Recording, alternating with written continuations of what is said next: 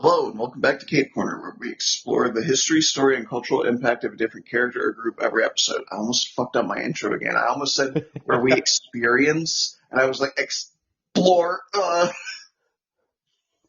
We do experience these characters. That's yeah. Uh, I'm Blue. And I'm Jordan. All right. And we're taking a second stab at this episode once again because Spotify is a garbage company that Is bought. this the first Cape Corner we've done in like 6 months? Yes.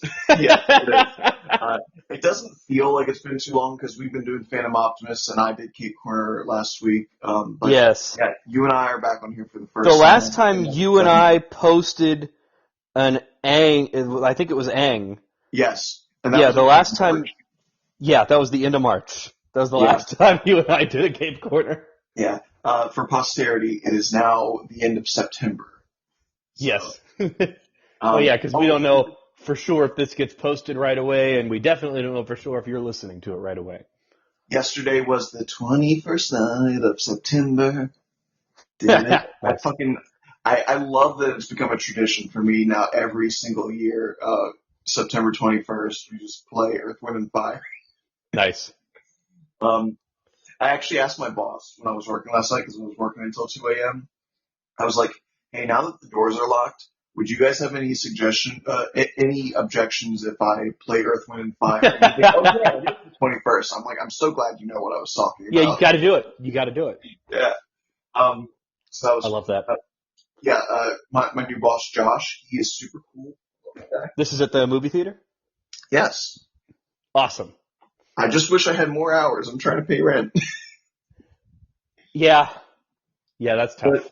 personal issues aside, we're taking our second stab at Power Rangers SPD. SPD emergency. Bam, bam, bam, bam, bam, bam. Okay, yeah. But that's out of the way because I feel like I talked about it for like 6 minutes in our last iteration of this episode.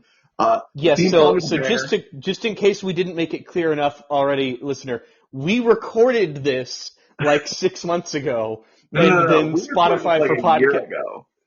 Oh shit, really? Yeah, because Oh, it was that's true. Yeah, you were sitting on it for a while. Yeah. yeah, it was Yeah, we before recorded this a long way back. it was before I moved. We Okay. recorded it, and Oh no. and there was some kind of yeah, we recorded I think literally like the day before I moved or something, and Yeah. then I moved and my phone broke down. I had to Right. replace it with this shitty phone. Okay, My I remember that computer's out now. of commission, and when I went to edit the episode on my new phone, it would just crash the app because it was too much. It was too big of an audio file, and Right. my So then phone you were couldn't handle it. waiting to do it, but then Spotify for podcasters shut down all of its editing software and dumped anyone's recordings that had been on there. Which was a really cool move of them. They couldn't email people and be like, "Here's unprocessed recordings." They Yeah, couldn't give and a heads up like, "Hey, you need like to they download your emailed file." and said we're not going to be doing editing anymore, but they didn't really clarify that if you have any recordings on there, they'll just be gone now. Yeah. So once again, Spotify can suck my balls. Um, So yes, now we are going to try to I mean, it's been so long since we talked about it that I don't think yeah, I like don't there's remember no what we're gonna remembering say. in this. We're just going to be talking about SPD It, because it's pretty much just we're having another conversation about how fucking cool SPD is. it's Um, so cool. Which brings me back to what I was saying is that the SPD theme song is one of the greatest Power Rangers theme songs. And no, I will not be accepting alternative opinions because you're I'd wrong. easily put it top five. Yes, it's so good. Like the rock feel, the guitar riff in like the 2/3 mark is it's Yeah. still so hard. The graphics I love that SPD did comic book style graphics Yes, with that's a the good point. editing. And they did it in the theme song as well. And they did it before that shitty fucking 2010 remaster of Mighty Morphin Power Rangers, where half the runtime of that shit was terrible comic book transitions uh, added into a like 18-year-old episode. Nice. Did you ever see that? No. I don't think So so. 2010 was the only year where we didn't get new Power Rangers. Yes, I remember that. That's. Oh yes, they re-released. Yes, okay. Yeah, and I know what we're they talking about now. when they did the high five and the jump at the end of episode one, it's like Power Rangers. And they added in a bunch of star graffiti and like a sparkle wipe effect and like a freeze Hmm. frame and drop shadow, and it's just like, what are you doing? What is this ad? Rita comes Nice. out of the dumpster and has a comic book drop shadow effect, and I'm just like, why? Why did you do this? You didn't record anything. Anyway, okay, that's a whole different complaint. But my point is, SPD's awesome.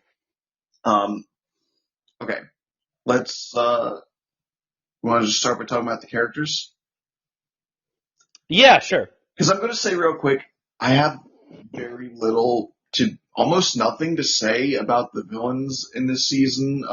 Which sucks because in Dino Thunder, I had a lot to say about the villains. They were awesome, but SPD Grum is like he has a rivalry with Kruger, and aside from that, he's one of the most generic villains. Deep gravelly voice, wants to blow up planets like a Death Star. Um, Hmm. uh, it's neat swerve that he's not actually the big boss of the series. He instead works for an Eldritch Horror. That is cool. Um, Yes.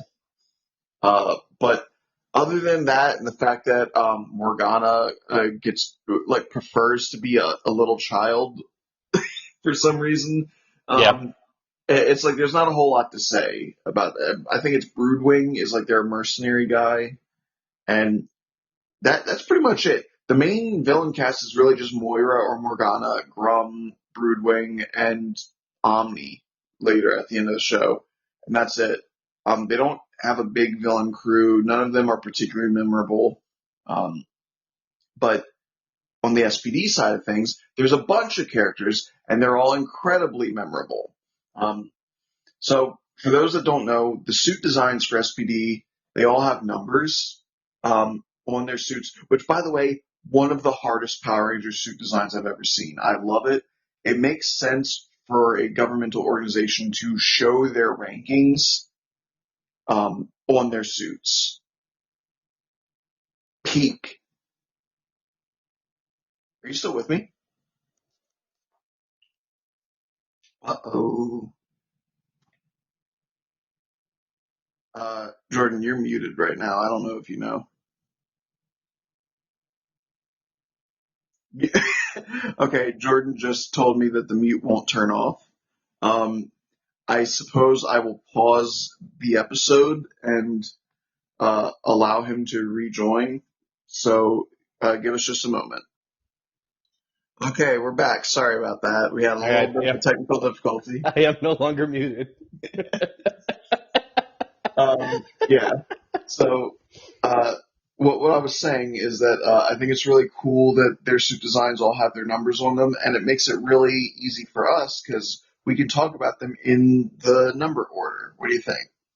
Yeah. All right. So let's start with Jack. Jack, Jack. uh, is it Landers? Is that his last name? Yes. Okay. I don't see. I'm not as confident with all these Rangers' last names, but for whatever reason, I'm like, I say their first name and then like a whisper from a ghost, like, and I'm like, I Jack got it Landers is right. the only one that I'm super confident in, and one of their last names is Tate. Sky Tate, yes. That is Sky. Okay, and that's it. That's all I got. Um, yeah. So Jack is really cool. He it starts off as a criminal, but what? Okay, I got to say right off the bat, SPD is a cop show. Yes. I'm not a fan of cops. We had I remember for sure we had this discussion last Yes, time. I know we The did. yeah, the difference between propaganda and good guys who are cops. There is a Yes, difference. there is a huge difference, and what's great is that right out of the gate, this show showcases that we tend to criminalize people for doing objectively the right thing. Yeah. Like they're criminals because they steal supplies instead of purchasing them. But the reason they're stealing them is to give them to homeless people. They make zero profit off of literally giving all of it.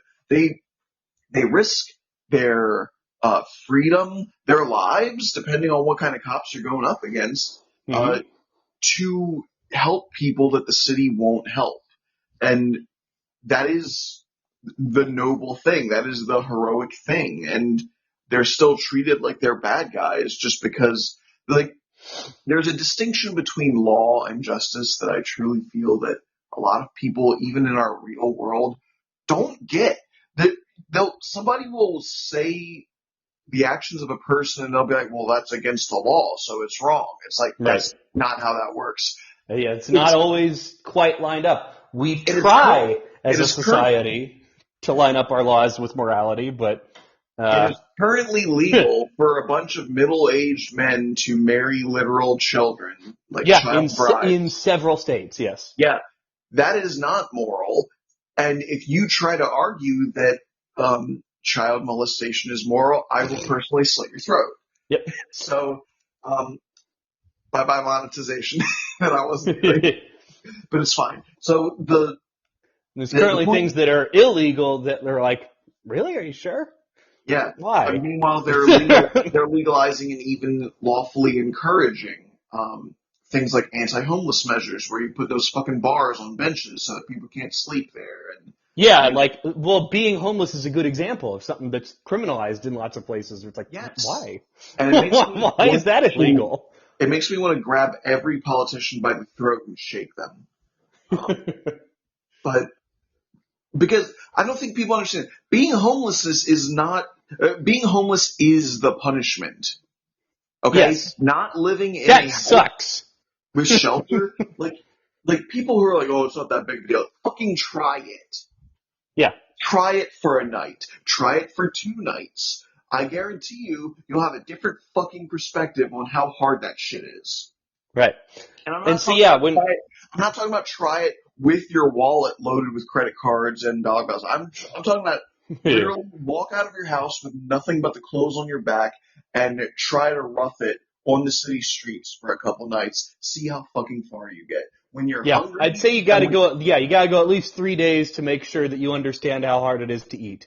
yeah, when you're hungry and you can't take a shower and you can't sleep anywhere comfortably and people won't let you inside because you're loitering, then suddenly life becomes real different.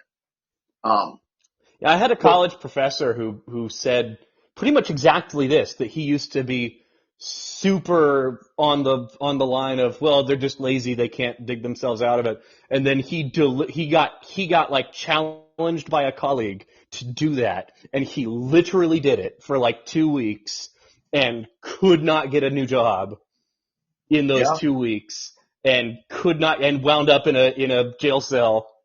Someone had to come bail him out. and And he was like, all right, yeah, I get it. that's while LARPing as a homeless person. Get this. Yes. Because he legally could still go back into his home at any time, he technically had a physical address. So Yeah. while applying for jobs, he could list his physical address. But if you're Yeah. homeless and you don't have a physical address, that makes it even harder to get a Yes. job. So they were turning him away probably because he was fucking smelly and unkempt and stuff like Yeah. that. It was just coming off the street, Yeah. So in, So imagine having all that going against you, and also when they look at your application, they don't have a physical address, and so they know immediately for sure that you're homeless, and they turn you away. Because if you don't have a physical address, that's the number one barrier for job entry. yeah. Anyway, propaganda. This show does not fit, that metric, in my opinion. Right. Because they showcase that the law isn't always right, that the cops aren't always right. And in fact, the cops are often very prejudiced even in this show. And one of the greatest things about this show is that one of our characters, who we'll talk about in a second, has to let go a lot of his previous biases and prejudices. He's Sky is not a good person at the start of the show. Yeah. Not only is he incredibly judgmental of our quote unquote criminal allies, but he's a misogynist. Yes. Yeah, they explicitly have him. It's like, would you follow what's the Pink Ranger's name? We haven't gotten there yet. Sid. Sid. Would you follow Sid into battle if I made her the Red Ranger? And he's like, but sir, she's a She's a girl. girl. It's just like, And the oh, sad thing is how many fucking, because I was browsing the internet and I came across a clip from Cosmic Force, Full Team Morph. It was like the last morph that was on screen. And in that season, the Red Ranger is a girl. And yeah, a whole lot of people in the comments were like, they made a girl the Red Ranger. I'm glad I stopped watching that show. It's like, what the fuck is wrong with you?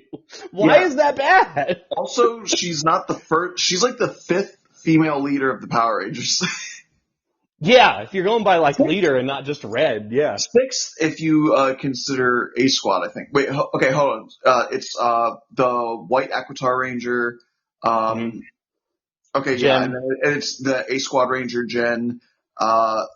Lauren. I don't give a fuck what anybody says. Lauren is the actual leader. Yeah. Sorry. That's fair. Trust me, this bomb is building for Samurai. I'm so excited to get there because I've only just now finally actually watched Samurai and Megaforce and Dino Charge in their entirety. Here's a quick preview of my thoughts on Samurai. Fuck Jaden. We'll get there, but just I'm excited. trust me. I'm excited. That'll be fun. Okay. And then yeah, the Cosmic Fury girl. So yeah, it's 5. She's the 5th one. Yeah.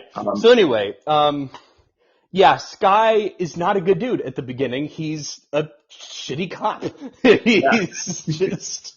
But yeah, let's finish talking about Jack before we go further into Sky. So Yeah. So one thing that's really cool is that because it's that early Disney era, all of the Rangers have unmorphed powers. Love that. And the reasons are always different, right? So in Ninja Storm, it's because they're ninjas. They're using ninja magic. They've trained and they've tapped into a natural force or whatever. In Dino Thunder, they had their DNA mutated by the Dino Gems, given dinosaur-like powers. Mm-hmm. Which Connor's a T-Rex, not a Velociraptor. Why'd he get super speed? Oh, that's a good point. I don't know. I don't know what else you would do for a T-Rex, but big bite. Big bite. Eats people. He becomes Matter Eater Lad. Yeah. Yeah, bringing that old gemstone back. That's a classic for those of you that haven't been around forever. That's good. Okay, so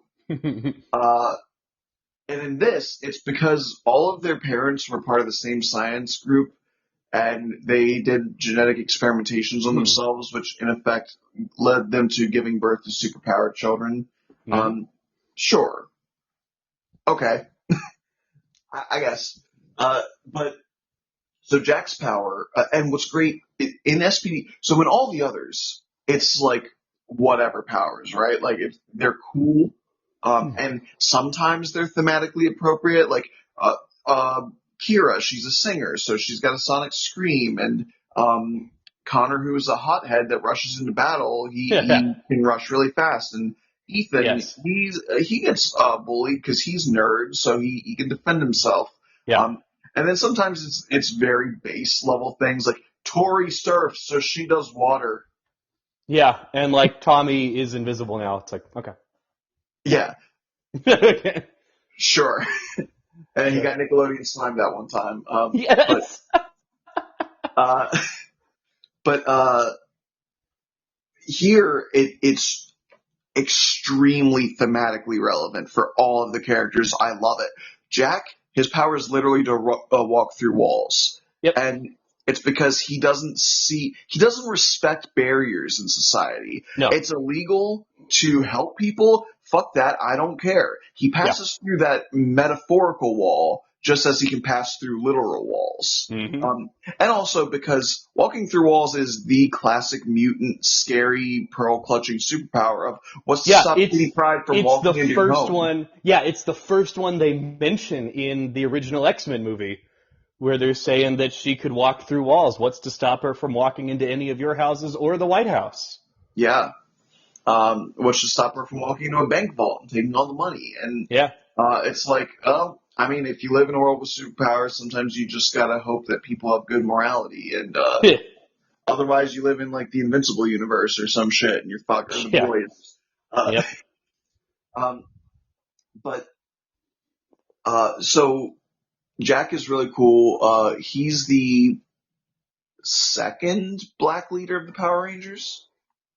Oh yeah. Um, Yeah. which is a shame that it took until season, what is it, 13 to get a second one. Yeah. So the first Um, one was reasonably early on, but then it took so long to get the second one. yeah. Also, I do want to mention, I love Selwyn Ward, first black leader of the Power Rangers. Ding. Uh, I don't. Do you know about that? I must have mentioned it already, but do you know about I that little? can't remember right now. So there's this dude, Black Nerd Comedy, Andre, who became the Blue Hyperforce Ranger, which is awesome. Um, Okay, yes, yes, yes, yes. he got to interview Selwyn Ward on his channel years and years ago, and it did this little skit. And he's like, "Hey man, it's really cool having you on here." And he sort of was like setting up for this bit where he's like trying to compare him to other leaders of the Power Rangers, and Hmm. Selwyn's like, "Look, let me ask you this: before I was the leader of the Power Rangers, did we have a black president?"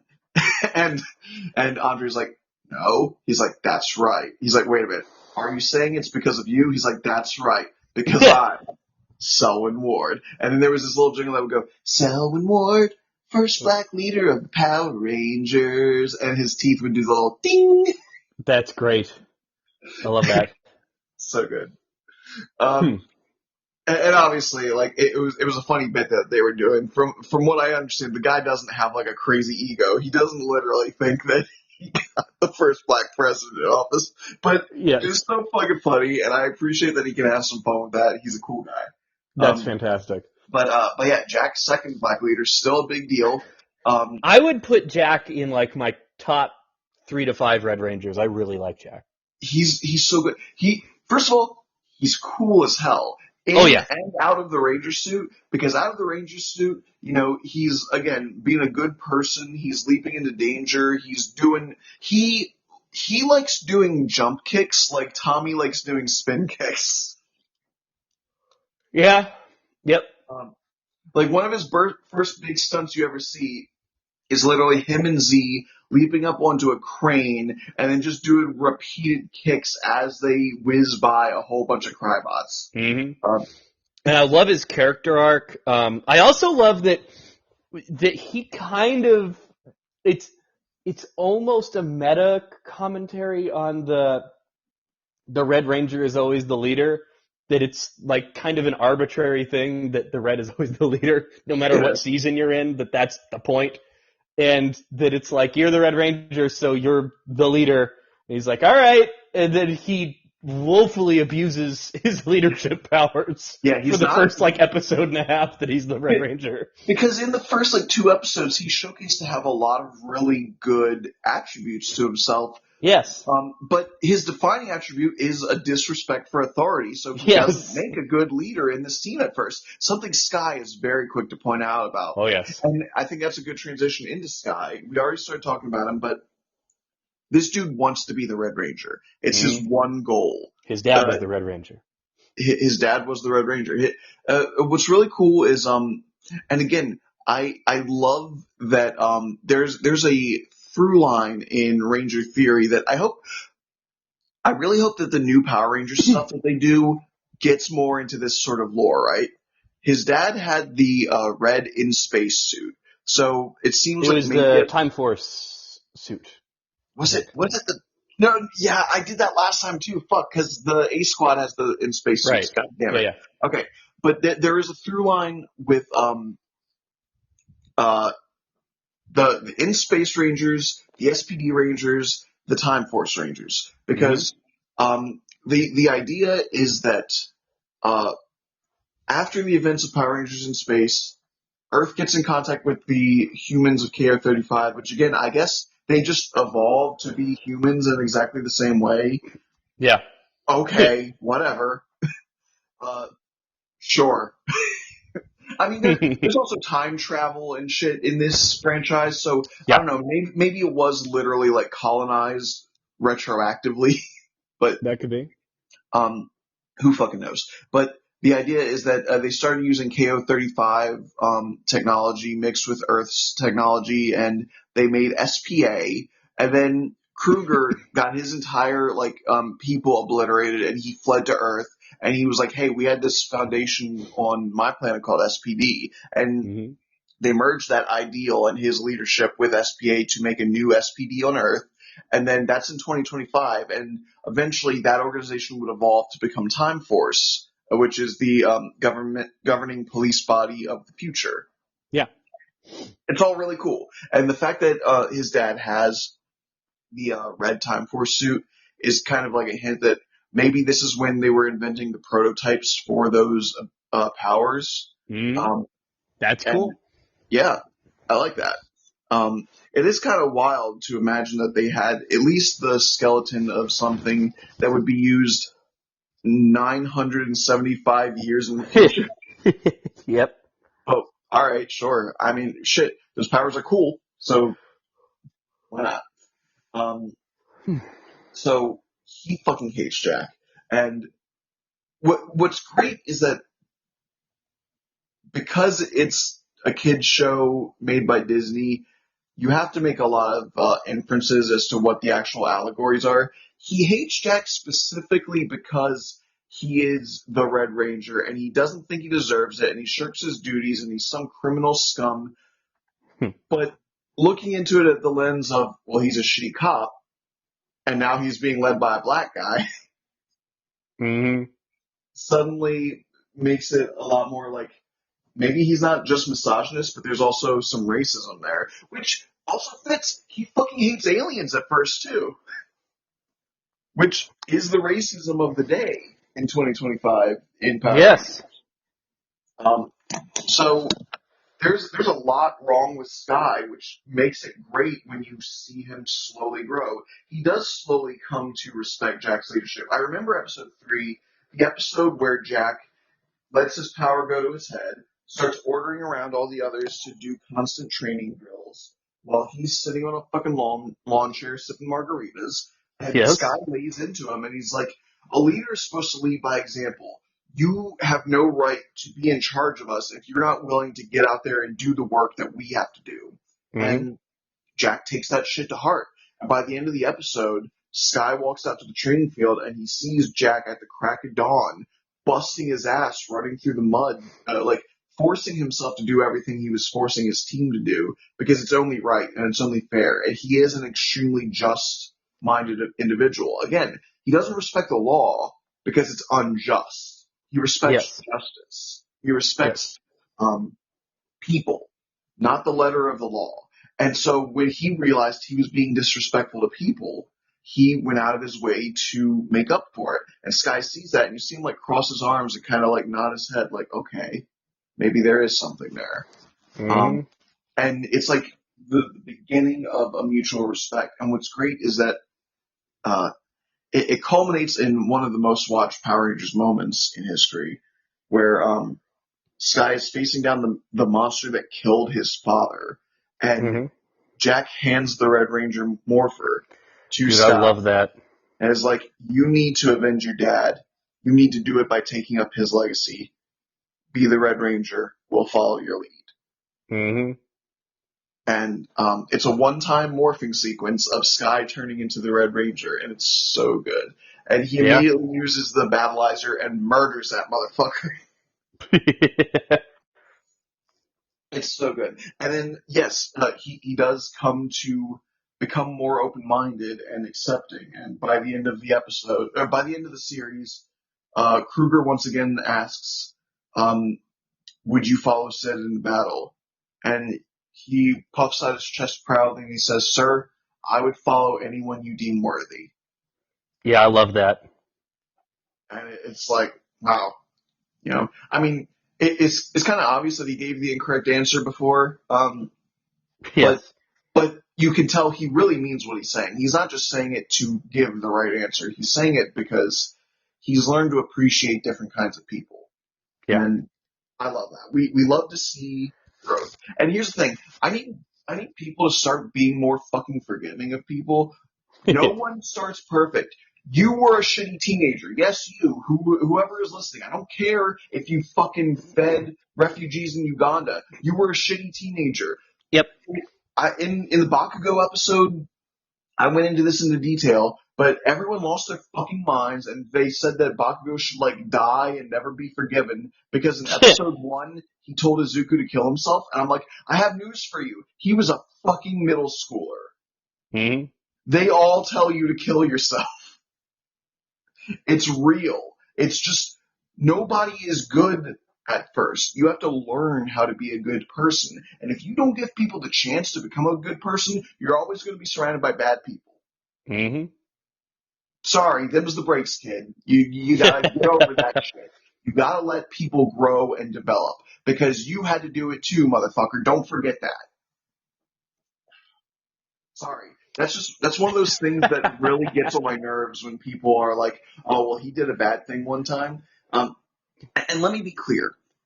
There will always be people who apologize disingenuously. I don't give a shit if Logan Paul apologized if he goes on to keep doing the same shit that he had to apologize for, right? Yes.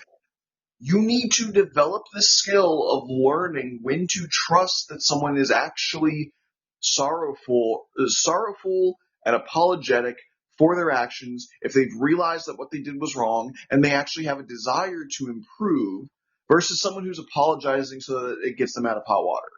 Mm-hmm. Those are two different things. Mm-hmm. You need to start accepting some people will try to be better. Yeah. And Sky is a great example of that. Bridge, I don't have a lot to say about Bridge. He seems like he's neurodivergent. That's cool. Yes, definitely. He's a little weirdo. He clearly loves toast, which I appreciate because I also love toast. Yes, it's buttery. Yes. Motherfucker is trying his best to be Ed from Ed, Ed and Eddie. Yeah, I like him. I think he's very. Wait. I'm sorry. I didn't finish with Sky. The power. His Oh, okay. power. What? Yes. Sorry. Shield. He puts up a shield, which an energy barrier, which is cool in combat. But again, the metaphorical thing is he always put walls up between himself and other people. He didn't Very closed off.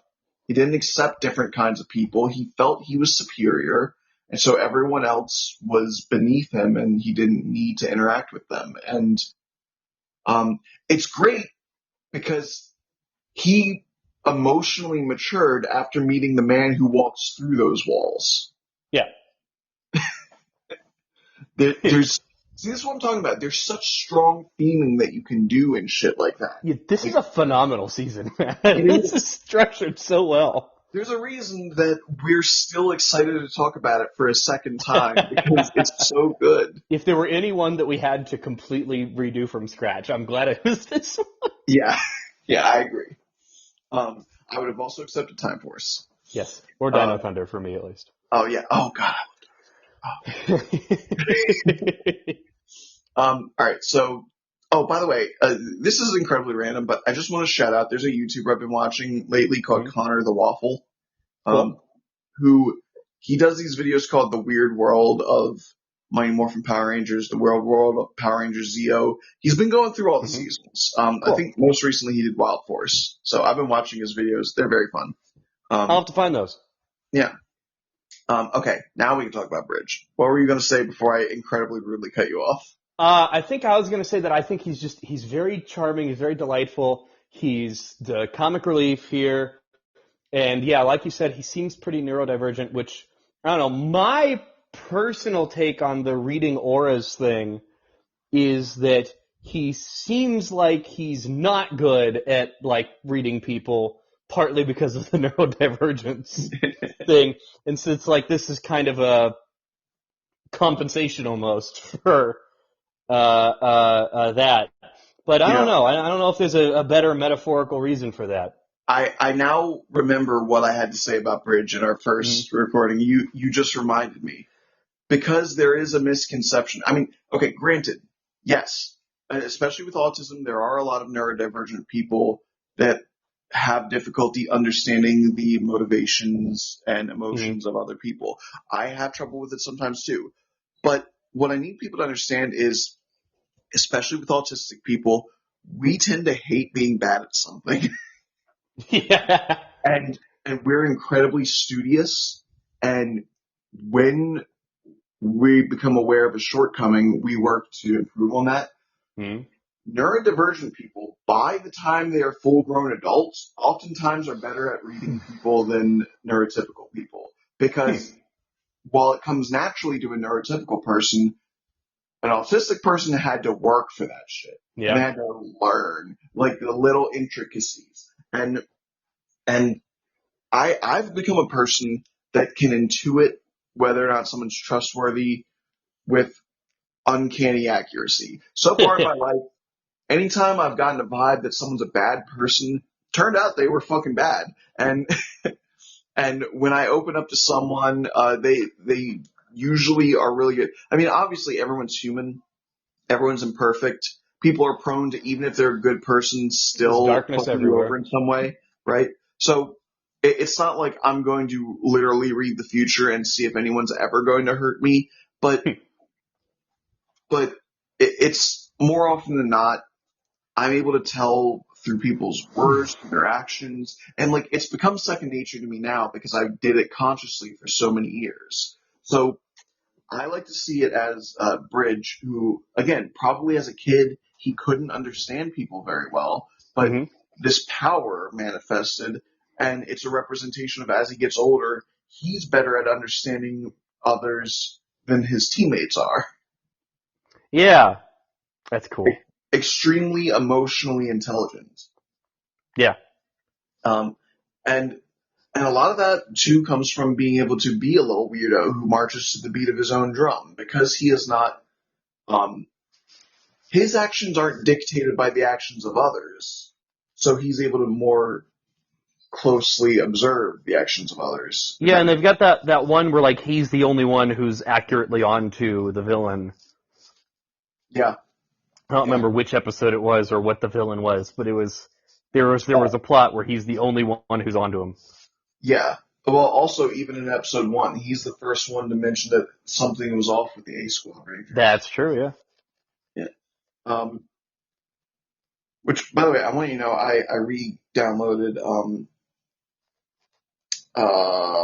Power Rangers Battle for the Grid last night, and Nice. I just I upgraded to the Super Edition, and I was looking at all the characters, and I was like, it was actually because I was looking at Lauren, that I wound up thinking about all the different female leaders of the Power Rangers. That's why I had Hmm. that like off the top of my head when we started talking about it.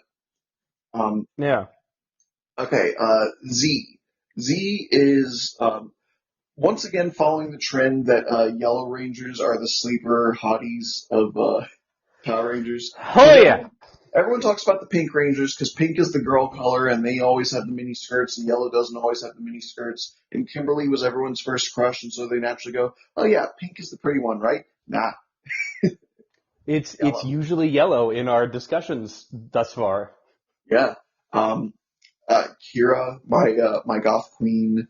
Yep. Uh, fucking Katie, my super strong, lovely babe. Uh, Trini, obviously, like the fucking goat. Rest in peace. Yes. Uh, yeah, like they're all gorgeous, and Yeah. Z makes no exception. She's killing it with her homeless style Yes. to start. And what's really funny is that she proves that, and I think this was a mortal blow to Sky's ego in like episode two. She Hmm. joins SPD, and he's still got this mindset of they're criminals. This is all they can do. They're beneath me. She Yeah. immediately starts reciting recitations of the SPD code of conduct and handbook and like articles and Hmm. everything to Sky, who doesn't know what the fuck she's talking about. And he's supposed to be Mr. Big Proper Cop Man. And she's like, I actually read the handbook. I internalized all that. And he has to suddenly contend with, oh no, she's smart. She's like really capable. I didn't even do all that. Yeah. Um, so I think she probably had a major effect on him before Jack even did. Um, Yeah, probably. so she becomes the Yellow Ranger, and she's fucking awesome. And she has probably the saddest power, which is she can basically make a shadow clone of her. She really fucking said Kagebunshin no Jutsu. She watched Naruto and she took that shit to heart. Um, and um, I'm not 100% sure how her clones work because Sid kicks through one, claims it's a hologram, and then gets knocked over by it. So Yeah, I so think it it's can, like an optionally hard light construct or something. yeah, it can go intangible if it wants to, Yeah. which is kind of busted. Yeah. But it seems like she can only make one, so that's why it's Really? not secret. I thought she did more than one at one point, but Well, she makes a small number. She doesn't literally go Naruto and fill up the battlefield with a bunch of yeah, she does. invulnerable versions of herself. Yeah.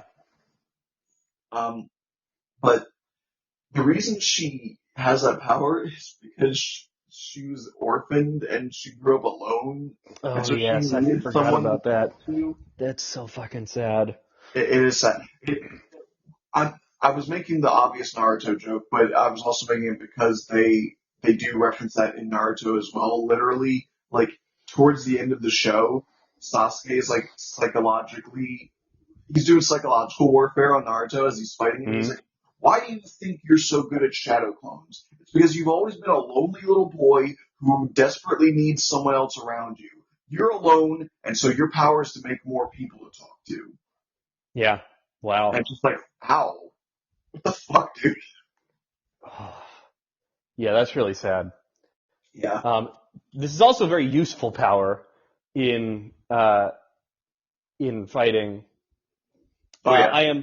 I am now, on a lighter note, contractually obligated to remind you that we determined she has the best power in the bedroom of the Yeah. SPD team. Yes. Forgot about that. Yeah. You know what? I mean, when you're right, you're right. What can I even add to that? I think that's just an incredibly salient point, and we move on. Oh yeah, I remember because then I started comparing it to Sid. It's like I guess she could give you weird hand jobs. Yeah, because we were like, I mean, it depends on what, because it seems that she can turn her fist into anything, like whatever substance that she has just recently touched. So I'm like, I don't know. I Yeah, mean, I guess that could be useful in some situations, but I don't know. I'd prefer the the two threesome. Z's. Yeah, I'd prefer the two Z's, please. Yeah, Also, I'm just um, like, I don't want to be creepy and be like rating people and shit, but just in general, I'm more of a Z person than a Sid person. yes, I agree because Sid. The every time I look at her, I think of like early 2000s Pamela Anderson, which I what, don't know why that cracked me up. It's just that because it's outfit. accurate and it cracked me up. Yeah. Because here's the thing, like she is conventionally attractive, right? Like she's Yes. got the long, like slightly curly, uh, voluminous blonde hair, and she's got Hmm. pouty lips, and it's like sure, but for whatever reason, it's like Standard I'm not, supermodel vibe. look, I'm going to use a word. I just don't want anybody to get upset with me. It's very bimbo, and that's just never been my taste. Yeah, fair enough. And I mean that respectfully. I'm just saying that's the kind of vibe it is. And I mean, look, we don't have a lot to say about Sid. Spoiler alert. Her power is representative of the fact that she grew up rich, so she's used to stealing wealth out of other people's hands and putting them into Hmm. her own, which is why she can copy the material of anything she touches in her fists. Yeah. Um, it's like Cool. You can punch someone with a fist it's of diamond. neat, That's badass. but they never do anything too crazy with the story of her growing up rich. You know who they Yeah. do that with? They do that with Summer in RPM, and They Yes! That is one of my favorite two-parters of Power Right, Rangers. RPM is another thing that I've recently watched in its entirety just to prep for these. I'm totally ready to just like burn through the rest of Power Rangers from here. I've been prepped. Bro, I've been telling you for years that RPM is the best, and you've been like, "Oh, I don't really remember it," or "I didn't watch it." I'm I not didn't sure. watch it. I watched the first episode and just didn't like the vibe at the time, and I was just like, oh well, because Tell, I was kind of coming and going on Power Rangers at the time. tell me So right now, was I right? I fucking loved it. Yeah. I don't know if it's gonna be number one, but it's gonna like. I mean, because we're doing this one by one for a reason. But I adored that season. That was phenomenal I storytelling. told you. I told you that shit is heat. That is peak Power Rangers for me. Yeah. Oh my god. Oh, and that's crazy. I know that's a crazy statement because I love Time Force and I love SPD. It's like there's so many seasons I'm just like, oh, it's so good. It's But gonna get really tough, both at the high end and the low end of the list RPM over the next like 6 seasons that we cover. RPM is the only Power Rangers season I've watched more than once. Okay. Like through its I've entirety. watched Ninja Storm and Dino Thunder through like a few times and SPD at least twice. Yeah. So, but then the rest once. Yeah. Okay. So we move on from the first primary five Rangers to Roman numeral 6. Yes. The Omega Ranger, Sam. Badass Again, suit. Love the design of the Omega Ranger. Love the blue and the gold and the white. It's cool. I agree. He has the worst power. It is to turn into a ball of light. Um, Utterly useless. Very little thematic relevance. yes, I guess if they're in a cave and for whatever reason they've lost all of their equipment, He's like, then hang on, guys, I got this. yeah, I got this. it's like man, but his power could be replicated in that situation with a Zippo lighter. So I don't know. Um, Yes. so I never interpreted that as like his power. I thought it was like, oh no, no, it is. It is. You're that right. is his power. I was thinking about it more, and It's yeah, you're right. Because he was doing because that and he got stuck. he gets limited to being a ball of light when he's not in Ranger form because of his time travel bullshit. Right. But Okay. Yeah, I remember that now. Yeah, yeah, pointless. Terrible it's still power. his power. So now Sam is weird for me because again, as I said, they retroactively reveal that the reason they all have powers is not just because of alien bullshit and Power Rangers magic. It's because Mm-hmm. of their parents all being part of the same scientist group. Um, Mm-hmm. which real fucking convenient, isn't it? Yeah. Um, look, again, I adore this series, but I will never refuse to give criticism just because I like something. Yeah. And that's where the writing gets a little weak for me. I'm like, that's Yeah. extremely convenient. But, you All know, right. I'm gonna run to the restroom real quick, but I'm not gonna press mute because we've learned that's a terrible idea. I'll be right back. all right. Well, I can stop the recording real quick.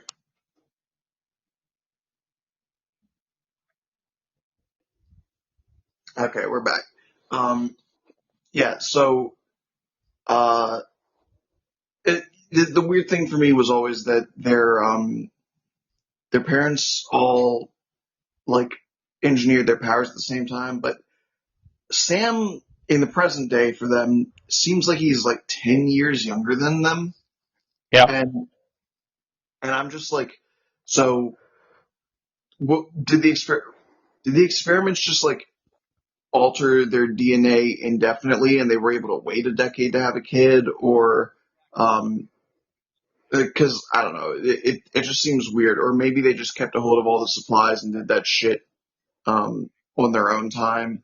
But I don't know. Anyway, the point is, um, so because he's a little kid in the present day, he actually comes from like 20 years in the future or some shit to come Yeah. back and help them. I really Um, liked that he comes from like a future where SPD lost and he's coming back in time to try to help. I think that was a nice little he's piece Trunks. of storytelling. Yeah. He's Trunks. Or if you're a Dragon Ball hater, he's Kyle Reese. But with which is what Trunks is based off of. That's funny. Um, yeah, I don't know if you know this. Dragon Ball has heavy sci-fi influences all across the board. Android 8 is based on Frankenstein. Major Metaltron is the Terminator. He just straight up is Arnold. Um, the Trunks storyline is based on the Terminator as well, Kyle Reese. Hmm. The Frieza's third form is straight up a xenomorph from Aliens. It's like the sci-fi influence is all through the blood of that series. Yeah. Um, so the Omega Ranger really only exists as the cool Sixth Ranger dude as a character in SPD, but funnily enough, he actually gets more characterization in Power Rangers Super Legends. Oh, that's fun.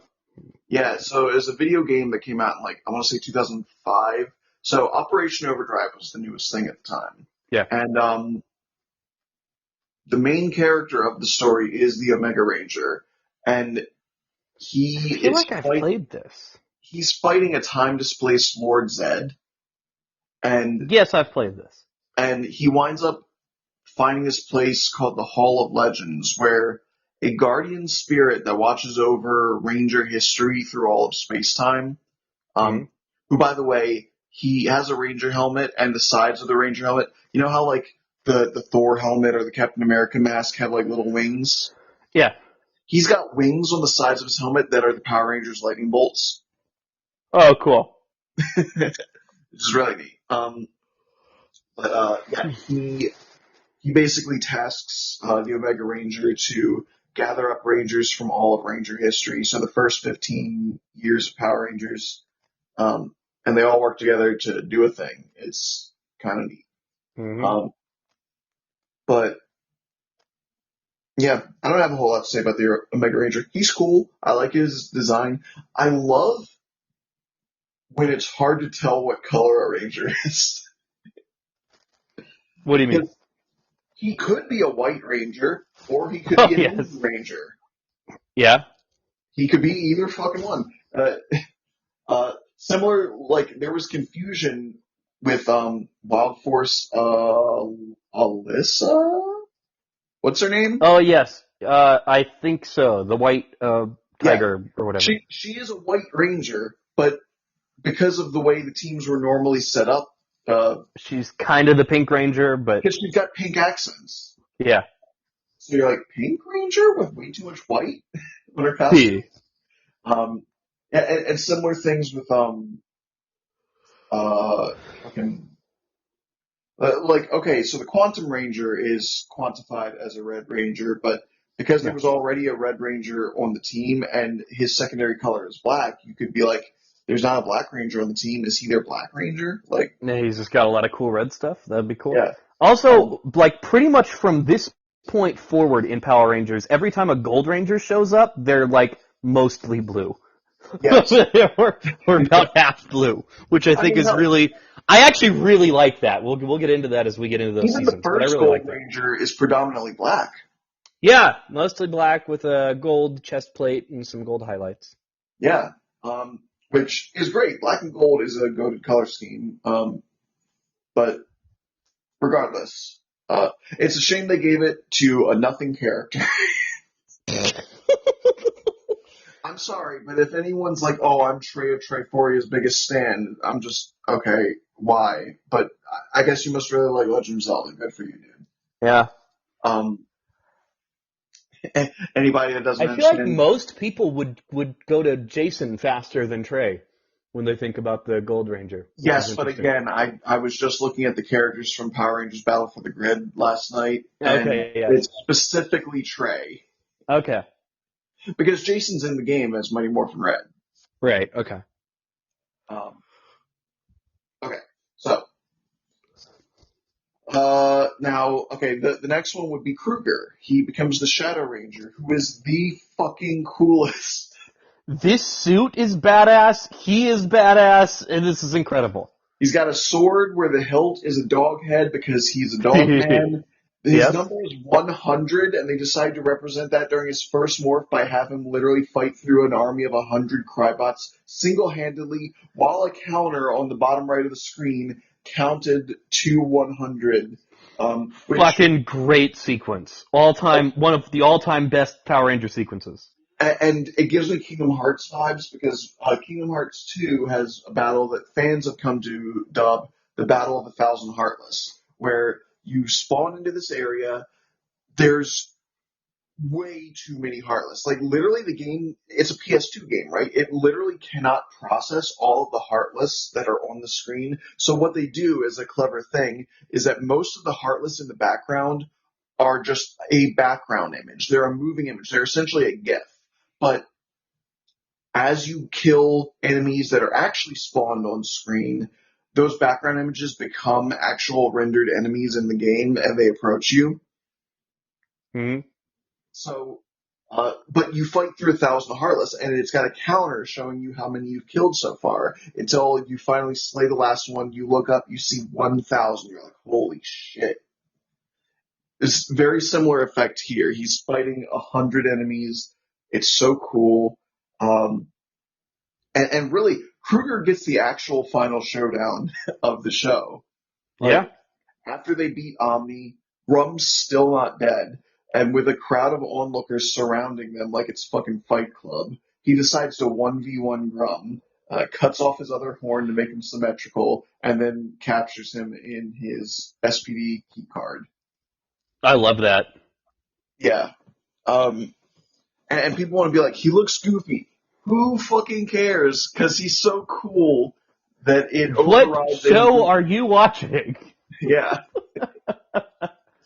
And I really appreciate because he's just a more detailed version of what his character was in Sentai. If you look at the Super Sentai version of the Shadow Ranger, he is Kruger. He's just a lighter blue. I think he's got a little bit of chin hair, and his skin is less reptilian, like how Kruger's a little bit scaly. Okay, yeah. It's like, Cool. that's it. He's like the same guy, though. That's awesome. Yeah, I really appreciate that. I like it when they are able to pay homage to the Sentai, but make it their own. Hmm. Which, again, Dino Thunder was very loud and proud of, like, hey, we need to start accepting that this is a show from Japan, and it's also cool. You don't need to hate the Sentai if you love Power Rangers or vice versa. We can all enjoy this stuff. Alright. Then there's a bunch of other Rangers. There's Kat. Kat Manx is their head scientist. She invented the morphers. She made a morpher for herself. She becomes the Cat Ranger. And funnily enough, talking about Super Sentai, I'm sure that I brought this up, or I'm sure you already know, but did you know she's not a cat in Sentai? No, I did not. She is Deca Swan in Deca Ranger. So she's a Swan Ranger. But because the lady that is her character in Super Sentai, she's got little swan wings on the side of her head. So the shape of her mask had to have like extended pointed sections, which they thought about that, but they didn't think about fitting Kruger's nose into a helmet. Yeah. Whatever, it's fine. But because of those pointed sections, they looked close enough to cat ears that they were like, we're going to make a hot cat girl. And I'm like, you know what? I respect you for that. That's fun. This cat is extremely attractive. She's pretty hot. I think she might be the most attractive of these people. Yes. she's like scorchingly, blisteringly hot. Like, oh my god. She's got like little fangs, and I'm like, I'm Fangs, not a fangs, yeah. I'm not a masochist, but I also kind of want her to bite me. I don't know. Dude, this shit. Why do we do this? We only do this on Power Rangers episodes. Like we don't go this hard on it for things that aren't Power. I don't get it. Why does Power Rangers do this to us? And they're parading around in fucking skin-tight spandex suits, doing all That's kinds of true. Is like, That's why. if you don't see the inherent eroticism of Power Rangers, I don't want to be your friend. That's true. And they keep casting all these hot people. They're all so hot. Like, I mean, some more than others, but Yes. Speaking of which, I'm not going to tell you which Ranger, because I'm excited to tell you when we get there. But in my recent watch through of RPM, Samurai, Megaforce, and Dino Charge, I have discovered who I personally believe to be the most attractive Power Ranger that there has ever been. And it's in one of those 4 seasons, one of those 14. Oh, wow. I'll tell you when we get there. You're straight, so it has to be a girl. That's that's true. So, you know what? We'll get there. We'll get I there. have a prediction, but I'll save it. All right. Now I want to know what your prediction. Well, I'll here, tell you when. I'll Well, say what the prediction is now because, like, if we do this episode in like 2 months, I'll have forgotten by then. So yeah, it's important to have this immortalized right here. I'm going to guess Gia. All right. I'll let you know when we get there. Okay. Because look, I hate Megaforce. Gia's pretty cool though, She's pretty cool. as she is gorgeous. So you know, there's a reason. Anytime they have to rep Super Megaforce these days, they bring Gia back. That's true. She keeps showing up. That's Yeah, true. she showed up in the Street Fighter crossover video alongside Tommy. Cool. She is in Battle for the Grid. She's the only Megaforce representation. Good, keep it that way. Because I'm really excited for the Megaforce discussion, man. That's gonna be so much fun. I am so in love with Power Rangers, but you are going to hear negativity on new levels that you've never heard from before. Like you might think like, oh yeah, I've heard Blue be pretty brutal. No, you haven't. I've been remarkably restrained. Yeah, this is gonna be really fun, man. That's I'm really the shit like that makes me fucking let's unhinged. just crank these out so we can get to that one. I'm so excited for it. Yeah, crank that Soldier Boy. Sorry. Have you ever seen that meme video of Asuka from Neon Genesis Evangelion? Be like, No? it's so stupid. It's because in Genesis Evangelion, there's a bit where they're in front of an iron door and there's a hand crank to open the door, and she orders Shinji to open the door, and so it shows him cranking it. And someone made like a 5-second YouTube video that she's like, "Crank that, Shinji boy," and it just as he's like turning the crank. Mm-hmm. So stupid. Anyway, boom. He is not actually a Power Ranger, but he does fantasize about being the first Orange Ranger. So we Yes. of an Orange Ranger with the number 0. Yes. Which is great. But unfortunately, Kat stole his idea. She is the first Orange Ranger. Oh yes, that's true. She does have orange in there. Quite a lot of orange. Yeah. Yes. That's why I call her the Orange Ranger. I just hadn't really thought of her as the Orange Ranger before. That's funny. Because her suit is equal parts white and orange. But yes. I would argue that if the Omega... No, okay, so I think the Omega Ranger is a white ranger, and then the Nova Ranger would be silver. Sure. But I just... Yeah, I'm like... She's orange. She's mostly orange. We haven't seen orange even as a secondary accent on anybody up until this point. Later on, we get the Mercury Ranger, who, spoiler alert for Operation Overdrive, is one of the ugliest fucking Power Rangers of all time. He's got way too many clashing colors going on. He's got silver, he's got purple, he's got black, he's got orange. If it was just like black, orange, it's a pretty rough design. If it was just black, orange, and silver, I'd be like, that's a pretty hard color scheme. And then they throw in the purple, and I'm like, oh, why? Or even if it was just like purple, silver, and black, I'd be like, okay, pretty good. But then the orange is there, and you're like, what the fuck? It's like, have you ever eaten a food that someone else made, and you're like, you threw in one too many ingredients. If you paired this back, this would have been great, but this tastes shitty. There's a restaurant around here called Velvet Taco. I don't know how big the chain is. It might be everywhere, but I've never heard that's how I feel about their food. I'm like, you had such a great concept. There's like just a little bit too much going on here. It bugs me. I think people need to relearn the lesson that more or bigger isn't always better. Yeah. So, okay. Yeah, Nova Ranger. She appears for one episode. Force from the future, SPD Nova Ranger, and she does the pose and she shoots a guy, and that's pretty much it. And then she goes back to the future, and we get to see Sam unmorphed for the briefest of moments, and he just kind of looks like more put together Boom, Hmm. kind of. I'm pretty sure it's not the same actor, but he gives that vibe. Yeah. Just like fine, whatever.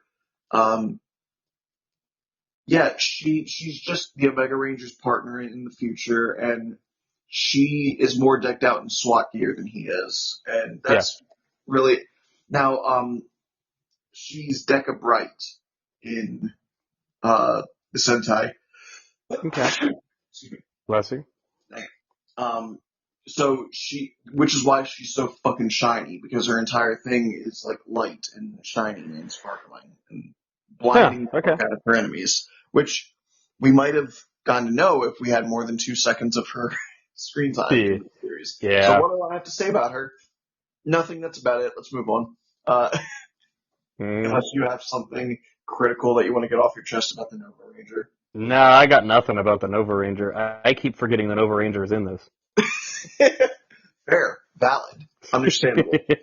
Um, so now, through talking about all the characters, we kind of already discussed all the major plot points. We talked about the rising tension between Jack and Sky and their eventual resolution, Sky taking the Red Ranger Morpher, the fact that Grum is being puppeteered by an Eldritch Horror, which, again, like, there's not much story to say with Omni. It's the Power Rangers summon the robot and they blow up the big eyeball thing, and Hmm.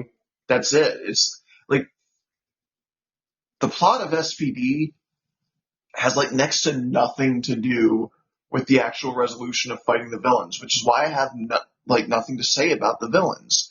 It's That's a all good about point. it's all about the interpersonal team dynamics, the character growth, and again, for like the 50th time, we do get an Evil Ranger storyline, but it's done really well because this is something we haven't mentioned yet. I'd like to take our remaining time in the episode to talk about it.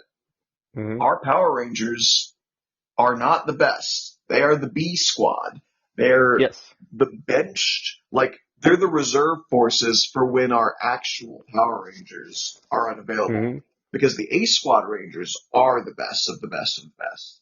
And, again, showing the through line from the KO-35 tech, they actually are using upgraded versions of the in-space suits. And what's really cool is that they're so decked out in body armor and like high tactile weaponry or high tech weaponry and all this stuff. And Hmm.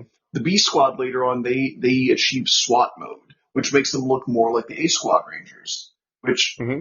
is really cool because it's showing them rising to meet the challenge. And I don't know if you've ever seen Ego Raptor's sequelitis video on Mega Man X, but he points out that as you gain power ups throughout the game, your design becomes more and more similar to that of Zero, who at the start of the game, you get your ass beat by this villain named Vile. Zero shows up and one shots him. Zero's so Hmm. much stronger and cooler and better than you are. So throughout the game, as you get better, you look more like Zero to visually showcase that you're rising to meet his level and eventually Hmm. surpass him.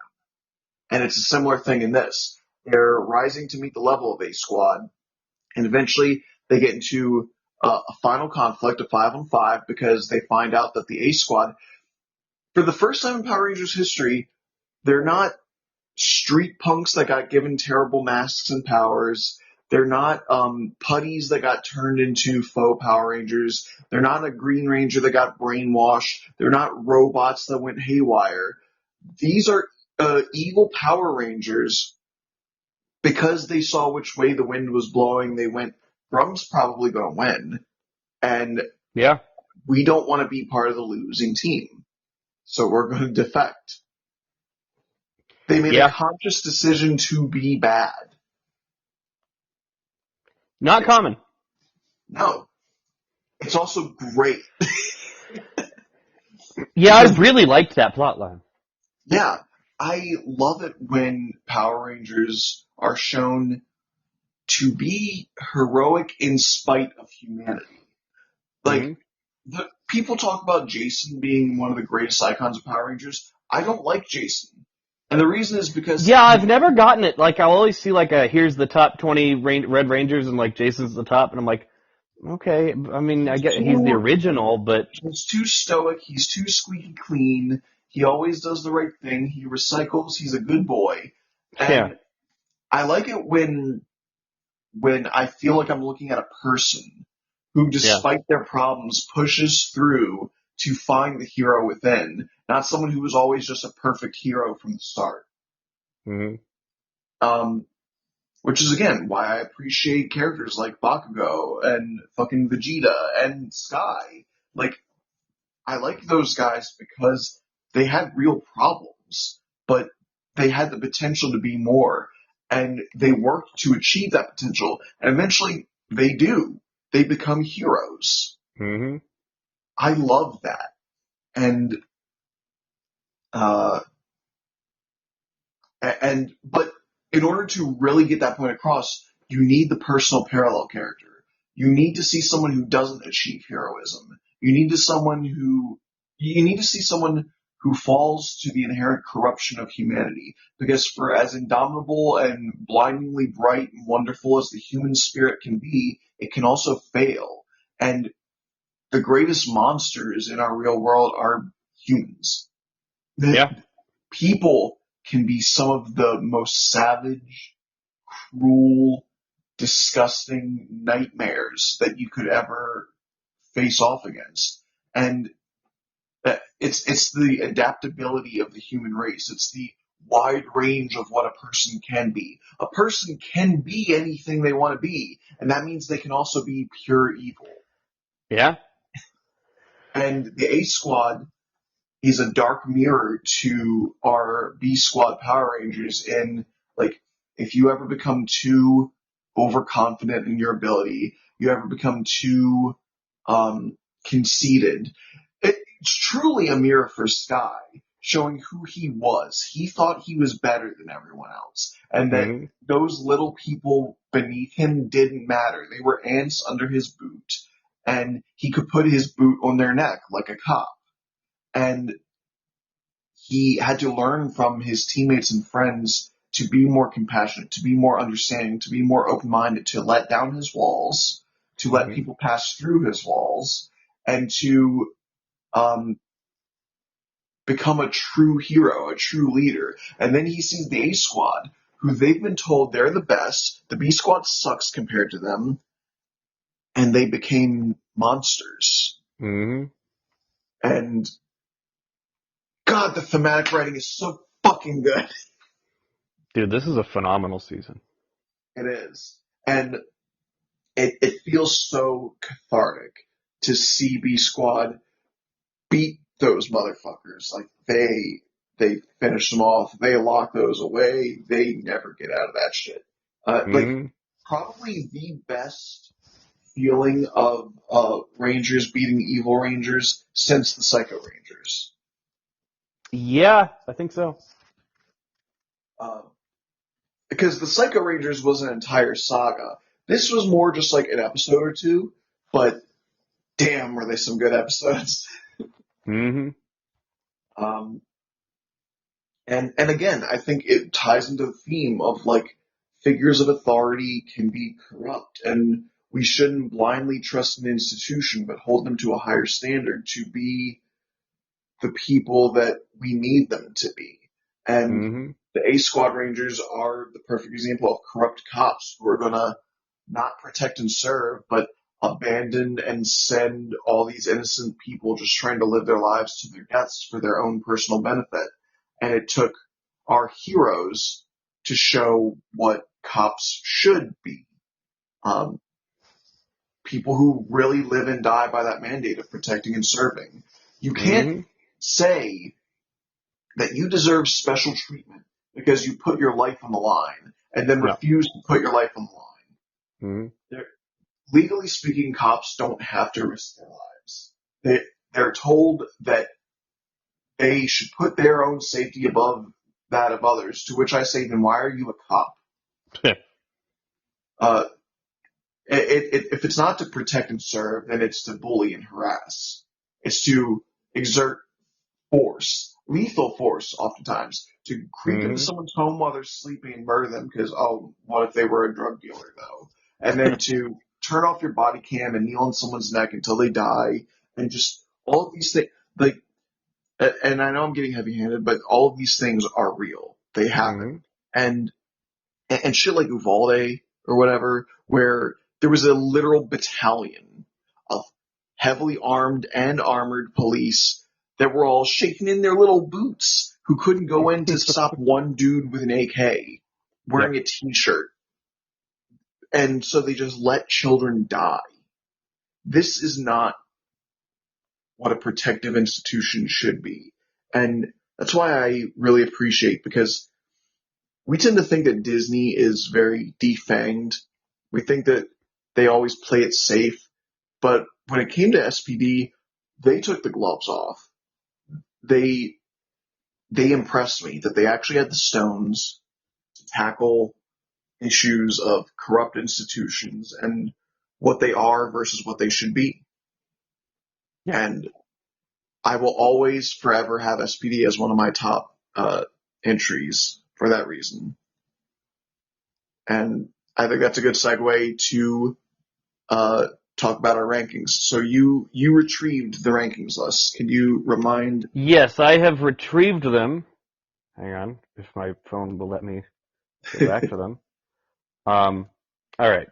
So where we left off last time, like a fucking year ago, um, you had in order from first to last: Time Force, hmm Dino Thunder, In Yeah. Space, Okay. Lost Galaxy, Ninja hmm Storm, Right. Zeo, Huh. Mighty Morphin, Okay. Lightspeed Rescue, Okay.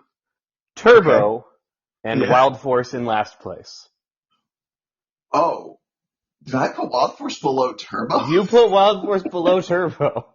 Ooh, that's gonna make some people mad.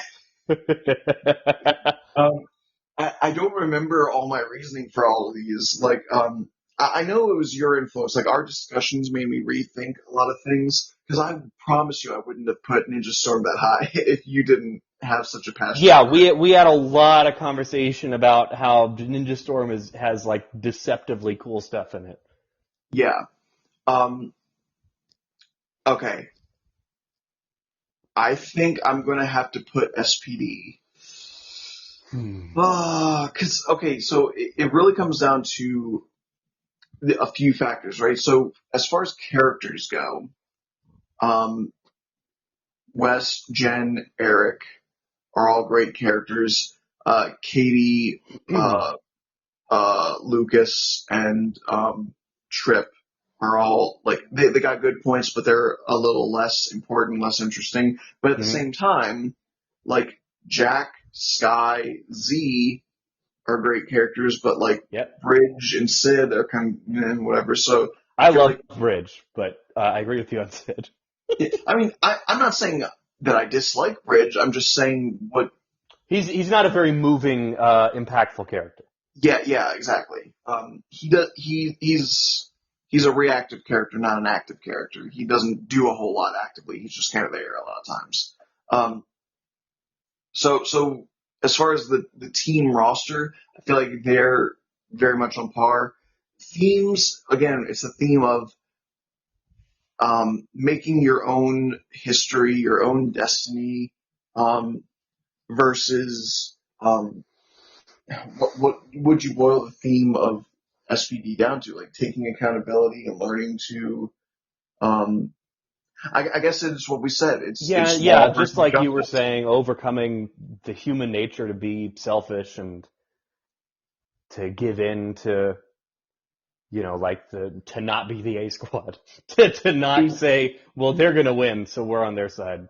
Fuck Maybe you. it's because I'm older. Because when I was a teenager, I'm sure like fighting Destiny and everything. And don't get me wrong, I think fighting Destiny is cool, but I'm an adult, so I feel more freedom. So I don't feel like I'm restrained by things like Destiny, Sure. like I might have when I was a kid. But I do always see the impact of corrupt institutions. So I'm thinking maybe thematically I'm leaning more towards SPD these days. At Um, as in putting it ahead of Time Force, or just for themes, sure. but then like for villains, Rancic and his crew are so much more interesting than the The Peruvian last Empire. episode or two, I can't remember what specific scene we were talking about at the end of Time Force, but there was like a really fucking moving scene at the end of Time Force that we talked about during that It's episode. it's because Nadira like was forced to help with a baby, Yes. and Oh so God. she started to learn that life is beautiful and the humans that they've been attacking all this time, there's something about them that she feels inherently protective of. Yeah. And so in the final battle against Rancic, he's getting ready to kill the Rangers and he winds up accidentally shooting Nadira and he like breaks down because he almost killed his own daughter in his hate and so Yeah. he surrenders. Yeah. Grum. Grum He's sucks, Grum. Rancic is goat. He's Grum. He's Grum. He's mean. He's evil. He's got one horn. Like you were getting ready to do an old timey jingle like Grum, it's Grum. He really, really sucks. Something like that. What's this? What's this? Um, it's, She villain in his lair. Uh, but it's like, yeah, he's mean. He's got one horn. Uh, there you go. he sounds He like is, this. yeah, he is fundamentally the least interesting part of this entire season. And that is not great when you're and we're going to run into this problem a lot in the upcoming episodes, by the way, because it's when we get into, Samurai and Megaforce and stuff where I'm like, who was the villain? Okay. But I'll get to the end of the season. Anyway, Okay, yeah, remind me what was my second place on the list? your second place is currently Dino Thunder. Fuck! Hold on. Oh, I know! This one's really hard! I'm sweating. I'm like, oh. God. Okay, look. You're the meme of the guy with the two buttons. I'm gonna put SPD between Dino Thunder and Time Force. Alright. And I have to do it for a stupid reason, but I gotta get so nitpicky. The sound mixing in Dino Thunder is terrible. Okay, sure. Their nitpicky. Their musical stings don't fit the tone of the scenes that they're trying to get across so often. They're often mixed way too loud in comparison to the dialogue. That's fair. I have to get nitpicky. And then Time Force, again, I feel like while I resonate with the themes of SPD more these days, there's more of a solid back and forth between the heroes and the villains, and that's too hard for me to ignore. Yeah. Yeah. Very true. All right, your list. Okay. Oh God. All right. So I have Dino Thunder, Ninja Storm, Time Force, In Space, Lost Galaxy, Mighty Morphin, Zeo, Lightspeed Rescue, Wild Force, and Turbo in last place.